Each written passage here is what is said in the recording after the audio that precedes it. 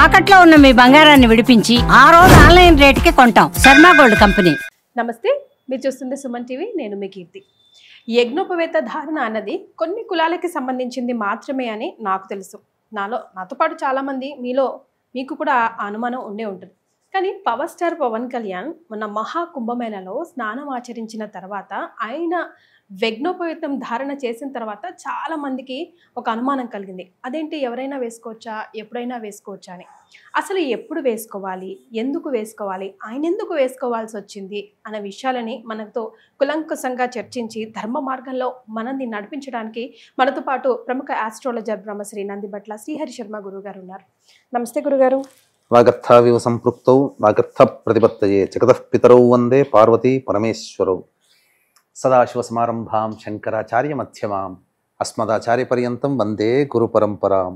ఆదిత్యాయ చ సోమాయ మంగళాయ బుధాయ చ గురుశుక్ర శనిభ్యశ్చ రాహవే కేతవే నమః. శృంగేరి జగద్గురు పీఠాధిపతులకి, కంచి పీఠాధిపతులకి నమస్కారములు తెలియజేసుకుంటూ కార్యక్రమాన్ని ప్రారంభిద్దాం. గురుగారు, ఇందాక నేను అన్నట్టుగా యజ్ఞోపవేతం అనేది ఒక క్షత్రియులు కానీ, బ్రాహ్మణులు కానీ, వైశ్యాలు కానీ కొన్ని కులాలకి సంబంధించింది మాత్రమే అని అనుకుంటా ఉన్నాం. కానీ ఒక్కసారిగా మన మహాకుంభమేళలో పవర్ స్టార్ పవన్ కళ్యాణ్ స్నానం ఆచరించిన తర్వాత, ఆయన మెడలో అది చూసిన తర్వాత ఆల్ ఆఫ్ అ సడన్ అదొక పెద్ద టాపిక్లా మారిపోతుంది. అసలు ఎవరైనా వేసుకోవచ్చా, కొన్ని కులాలకి సంబంధించింది కాదా, తెలుసుకోవాలనుంది గురుగారు. వాస్తవేనమ్మా. ఎందుకనంటే యజ్ఞోపవీత ధారణ అనేటువంటిది మన సనాతన ధర్మ సాంప్రదాయంలో ఒక భాగం. యజ్ఞోపవీత ధారణ ఎవరైతే చేస్తారో వారిని మనకు సమాజం ఎలా గుర్తిస్తుందంటే దైవ మార్గంలో ప్రయాణించేటువంటి వ్యక్తి, నియమాలని నిష్టలని పాటించేటువంటి వ్యక్తి, అన్నిటికంటే ముఖ్యంగా ధర్మాన్ని పాటిస్తూ ఇతరుల చేత ధర్మాన్ని ఆచరింప చేయగలిగే వ్యక్తులకి అది అర్హతగా సూచికగా మనకు చెప్పబడి ఉంది. అంటే మీరు చెప్పిన దాన్ని బట్టి చూస్తే అదొక కులానికి సంబంధించింది కాదు, సనాతనానికి సంబంధించింది. సనాతనానికి సంబంధించింది. పూర్వకాలంలో మనకు ఈ వర్ణ వ్యవస్థ అనేటువంటిది ఏది లేనప్పుడు బ్రహ్మజ్ఞానం పొందినటువంటి వాడు బ్రాహ్మణుడు అనేటువంటిది. సో ఇక్కడ మనము చూసుకున్నట్లయితే కలియుగ ప్రారంభం కంటే ముందు కూడా అన్ని కులాల వాళ్ళు కూడా యజ్ఞోపవీత ధారణ చేసేవాళ్ళు. అవునా? అన్ని కులాల వాళ్ళు. ఈ బ్రాహ్మణ, క్షత్రియ, వైశ్య, శూద్ర అనేటువంటి కాకుండా అన్ని కులాల వాళ్ళు ఆచరించేవాళ్ళు. ఇప్పుడు బ్రాహ్మణ కులం నుంచే క్షత్రియ కులం పుట్టింది. అందుకనే క్షత్రియులకు ఉన్నటువంటి ఋషులు, బ్రాహ్మణులకు ఉన్నటువంటి ఋషులు దాదాపుగా 95% మంది ఒకే ఋషులు ఉంటారు అందులో. ఇక వైశ్యులకి సంబంధించినటువంటి గోత్రంలో ఉన్నటువంటి ఋషులు కూడా అలాగే. యజ్ఞోపవీత ధారణని ఇప్పుడు సమాజంలో ఎక్కువగా ఆచరించేటువంటి వ్యక్తులు ఎవరయ్యారంటే బ్రాహ్మణులు, క్షత్రియులు, వైశ్యులు, తర్వాత పద్మశాలీలు, విశ్వ బ్రాహ్మణులు, వడ్రంగి, కంసాలి, కుమ్మరి, అవన్నీ వీళ్ళందరికీ కూడాను ఈ యొక్క యజ్ఞోపవీత ధారణ అనేటువంటిది ఉన్నది. ఇప్పుడు మీరు అన్నట్టుగా మనం చూసినట్లయితే ఈ చెప్పినటువంటి వర్ణ వ్యవస్థకి సంబంధం లేనటువంటి పవన్ కళ్యాణ్ గారు ఈ కేవలం ఇప్పుడు కుంభమేళాలో మీరు చూస్తున్నారేమో అది తెలిసి వచ్చింది. కానీ ఎలక్షన్స్ కంటే ముందు కూడా పూజాది కార్యక్రమాలు చేసేటప్పుడు యజ్ఞోపవీత ధారణ ఉన్నటువంటి ఫోటోలు అనేటువంటి చూసాం. అప్పుడే సందేహం కలిగింది. అసలంటే సందేహం అంటే ధారణ చేయవచ్చా లేదా అనేటువంటిది కాదు, అక్కడ నియమం అనేటువంటిది ఉందా, ఎవరైనా చేయవచ్చా అన్నప్పుడు మాత్రం మనకు శాస్త్ర ప్రకారం చూసుకున్నట్లయితే ఒకప్పుడు అందరికీ నియమం ఉండేది. రాను రాను ఏమైపోయిందనంటే ఈ యజ్ఞోపవీత ధారణ చేసినప్పుడు కొన్ని నియమాలు అనేటువంటివి పాటించాలి. ఏంటి గురుగారు? ధర్మానికి కట్టుబడి ఉండాలి, మంచి స్థానంగా ఉండాలి, మంచిని బోధించాలి, మంచి చేయాలి. అంతేకాకుండా కొన్ని నియమాలను అన్నాం కదా, పూజాది కార్యక్రమాలు కావచ్చు, నిత్య నైమిత్తిక కర్మల్లో నిత్యము దేవతా ఆరాధనలో ఉండాల్సినటువంటి పరిస్థితులు కొంతమందికి నచ్చకపోయేటివి. అందుకని దాన్ని త్యజించారు. అందువల్ల ఇప్పుడు అందరికీ చెప్పుకుంటే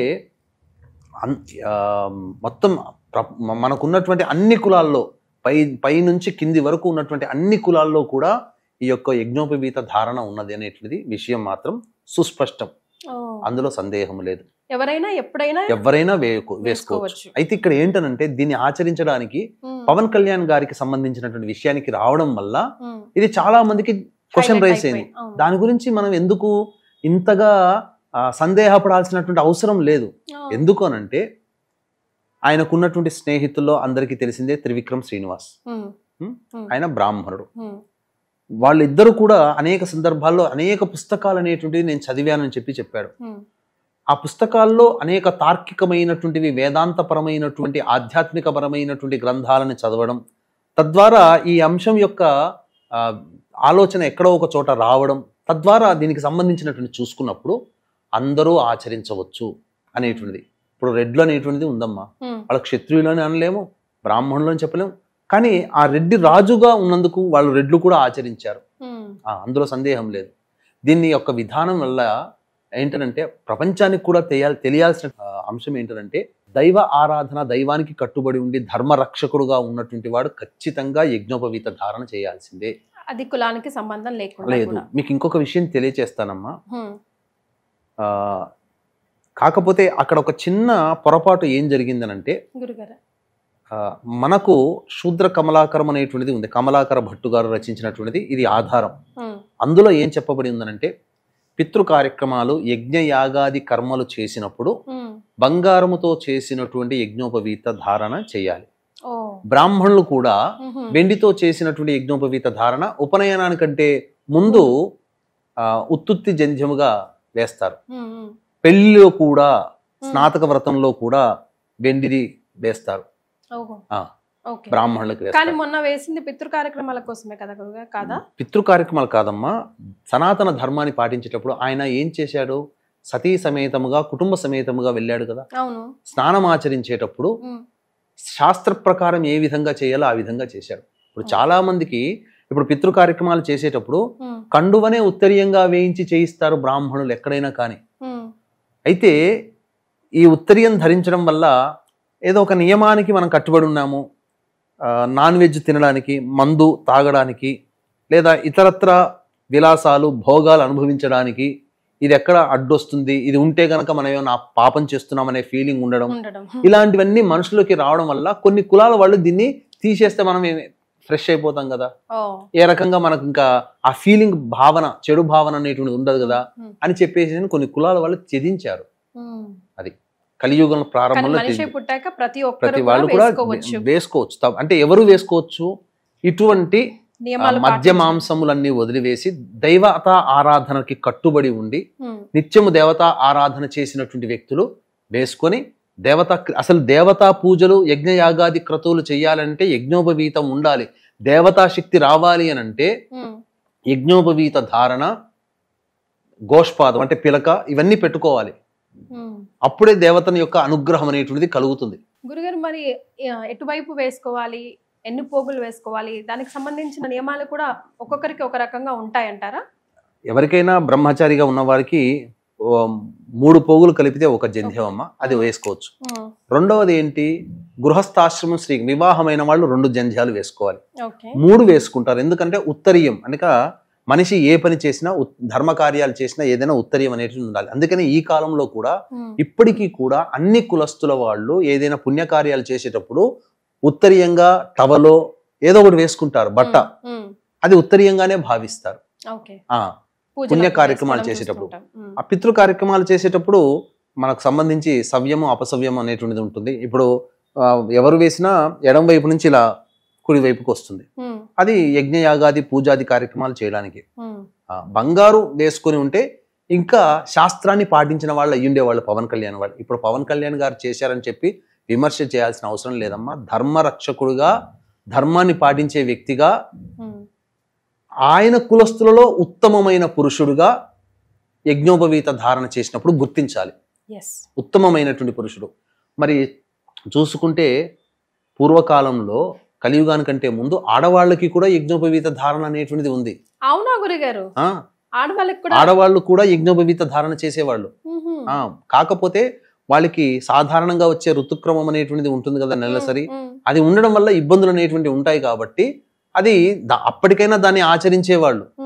కాకపోతే అది ఆచరించడానికి స్త్రీలకి ఆమోదయోగ్యంగా, అంటే ఎక్కువగా మించినటువంటి శక్తికి మించినటువంటిది అయ్యేది. కాబట్టి ఈ కలియుగం లో ప్రారంభంలో దాన్ని నిషేధించడం అనేటువంటిది జరిగిందమ్మా. అయితే ఆడవాళ్ళు కూడా అసలు అనుమానం లేకుండా వేసుకోవచ్చు, కాకపోతే పూర్వకాలంలో ఉండేది, కానీ కట్టుబడి ఉండాలి ఆ మార్గాలని అనుసరించి. గురుగారు, నేను ఎక్కడో చదివానండి, యజ్ఞోపవీతం ధారణ చేయడం వల్ల చాలా వరకు హెల్త్ బెనిఫిట్స్ ఉంటాయి అని చెప్పేసి. నిజమేనా? ఎలాంటి హెల్త్ బెనిఫిట్స్?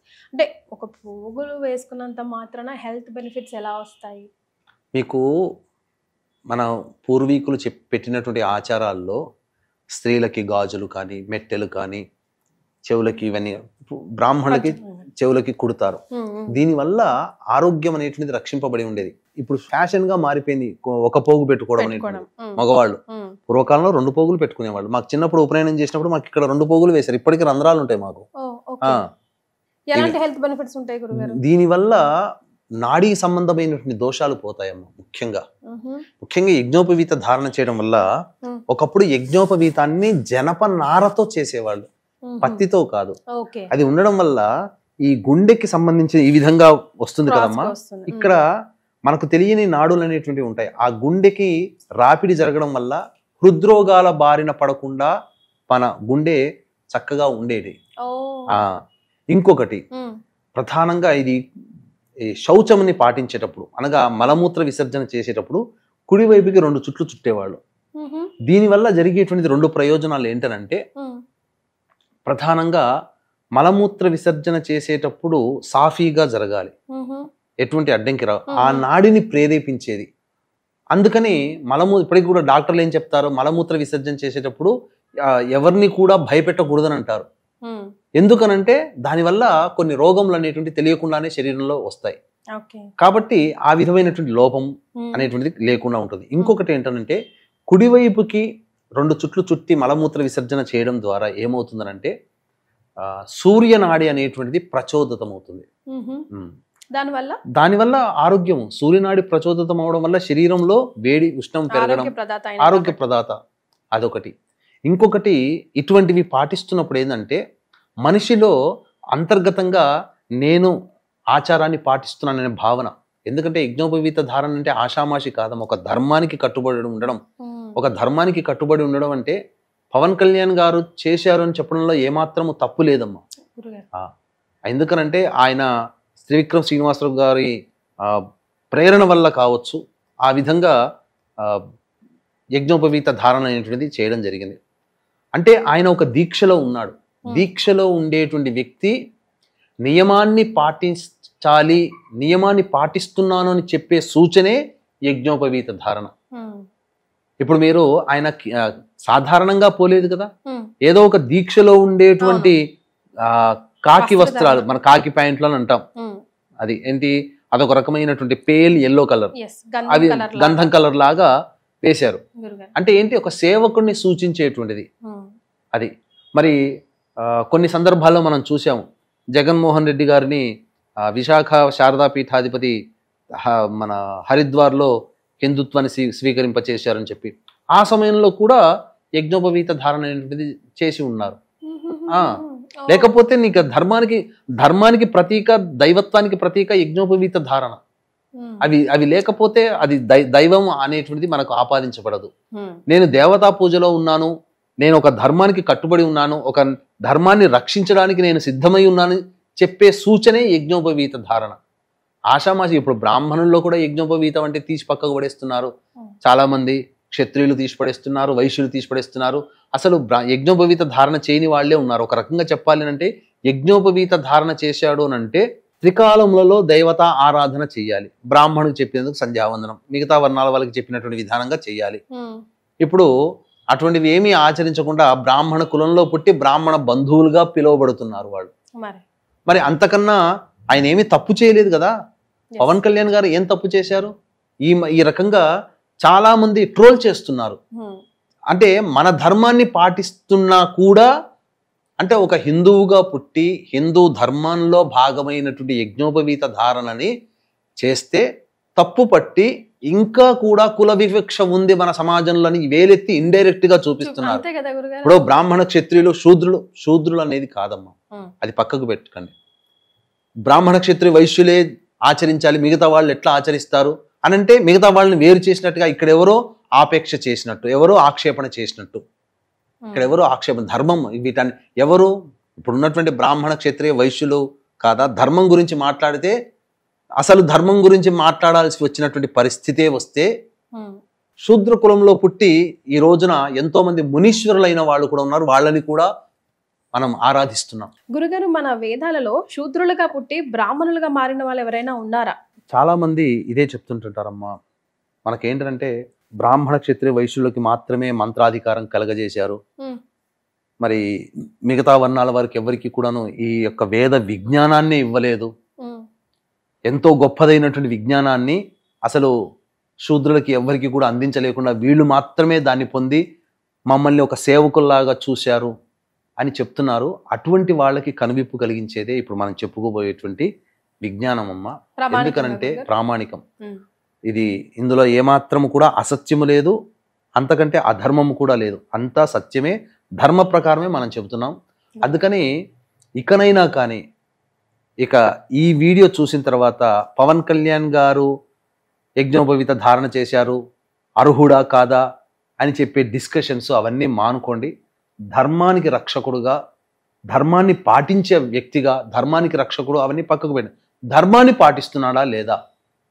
అతనేమి ఒంటిగా పోలేదు, ఒంటిగా రాలేదు. భార్యా సమేతముగా సంతానంతో సహా కూడుకొని వెళ్ళి ధర్మాన్ని తాను ఆచరిస్తూ, గుర్తుపెట్టుకోండి, ఏ వ్యక్తి అయినప్పటికీ కూడా ధర్మాన్ని నియమాన్ని తానొక్కడే ఆచరించకుండా తన కుటుంబము చేత కూడా ఆచరించగలిగినటువంటి వ్యక్తే ధర్మాన్ని పాటిస్తాడు, ప్రపంచాన్ని కూడా పాటింప చేస్తాడు, సమాజాన్ని కూడా ఉద్ధరిస్తాడు అనేది ఒక సంకేతము. ఒక ప్రధానంగా ఇది ఒక రకంగా చెప్పాలి అని అంటే ఇది ఒక విషయ జ్ఞానాన్ని అందరికీ తెలియచేస్తున్నట్టే లెక్క.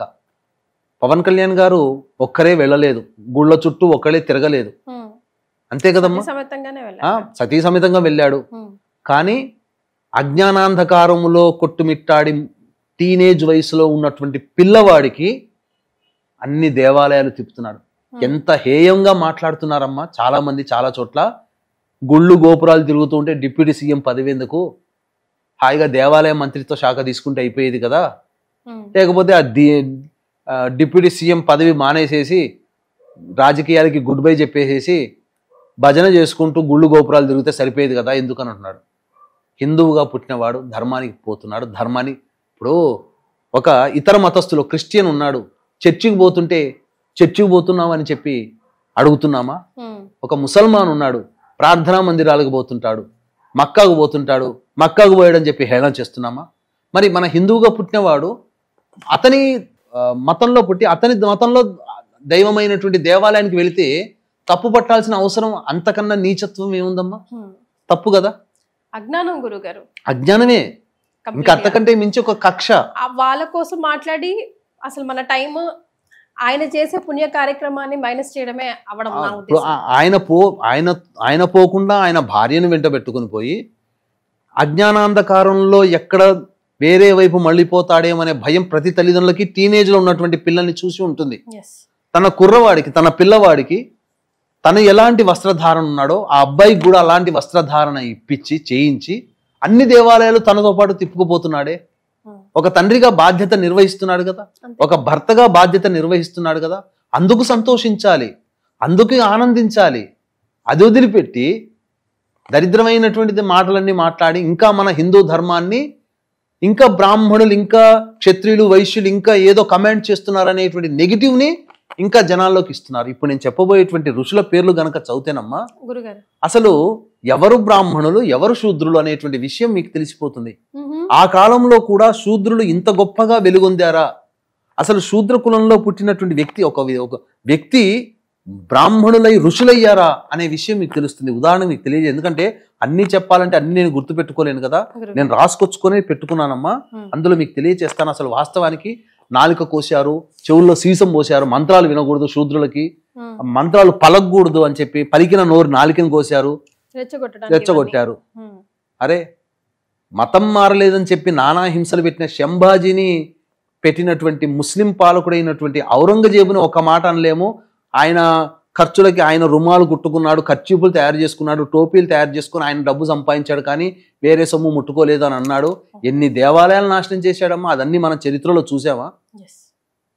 మరి చరిత్రలో చూడనటువంటివి కూడా చాలా ఉన్నాయమ్మా, మనకు తెలియనటువంటివి చాలా ఉన్నాయి. అందుకనే మీకు తెలియచేస్తున్నాను. ఏంటంటే రామాయణ మహాకావ్యాన్ని రచించినటువంటి వాల్మీకి బోయవాడిగా ఉన్నాడు కదా, సరే జన్మలో రత్నాకర శర్మ అని అయ్యుండవచ్చు, కానీ జీవించింది ఎటువంటి జీవితాన్ని? బోయవాడిగా జీవించి ఉన్నాడు కదా. మరి అటువంటి వాల్మీకి మహర్షి అని అంటున్నామా? అట్లాగే వ్యాస భగవానుడు ఈనాడు భాగవతం, భారతం, పురాణాలు, వేదాలను 4 వేదాలను విభజించినటువంటి వాడు, పరాశర మహర్షికి జన్మించినటువంటి వ్యక్తి. కానీ మత్స్యగంధి బెస్తకులంలో పుట్టినటువంటి అమ్మాయికి పుట్టినవాడు కదా. అంటే ఒక శూద్ర స్త్రీ సంజాతుడు కదా వ్యాస మహర్షి. మరి ఆయన వంశం మీదగానే భరతఖండము, భరత వంశం అనేది ఆయన బీజములతోనే వచ్చింది కదా. ధృతరాష్ట్రుడు అయితేంది, కురు పాండవులు అయితేనేమి, వీళ్ళందరూ ఆయన ద్వారా ఆయన సంతానంగా పుట్టిన వాళ్లే కదా. అట్లాగే పుట్టుకతో శూద్రునిగా పుట్టి జూదగాడిగా మారి గొప్ప బ్రహ్మజ్ఞానాన్ని, వేద పాండిత్యాన్ని పొంది ఋగ్వేదంలో గొప్ప పరిశోధన చేసి ఋషిగానే కాదు ఆచార్యుడిగా, అంటే ఒక టీచర్గా, ఐలషు ఋషి అనేటువంటి వాడు పుట్టుకతో శూద్రుడు కాదా? శూద్రురాలికి పుట్టినటువంటి జాబాల కుమారుడైనటువంటి వ్యక్తి గొప్ప పేరు ప్రఖ్యాతులు, గురు విధేయతలతో ఉండి యజుర్వేదంలో కొంత భాగాన్ని రచించిన వాడు జాబాల మహర్షి శూద్రుడు కాదా? మరి జాబాల అంటే ఇప్పుడు యజుర్వేదంలో కొంత భాగాన్ని ఆయన రచించాడమ్మా.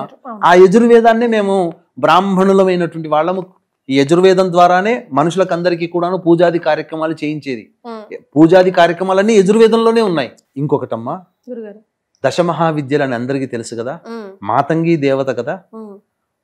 మాతంగి దేవత ఉపాసనకి సంబంధించినటువంటి ఒక్కొక్క మంత్రానికి ఒక ఋషి ఉంటాడు. ఆ మాతంగి అమ్మవారికి ఋషి మతంగ మహర్షి. సాక్షాత్తు పార్వతీదేవిని తన గర్భాన పుట్టవనంటే అమ్మవారు వరమిచ్చి పార్వతీదేవి ఆయన కుటుంబంలో పుట్టిందమ్మా. మరి అంతకన్నా గొప్ప, మరి ఆయన శూద్రుడే మతంగ మహర్షి. మరి పార్వతీదేవి ఆయన కుటుంబంలో పుట్టింది, ఆయన భార్యకు పుట్టింది. మనం ఈ వీడియో ద్వారా చెప్పదలుచుకుంది ఒకటే కదా గురుగారు, ఏంటంటే యజ్ఞోపవేత ధారణ అన్నది అసలు ఒక సవాలు.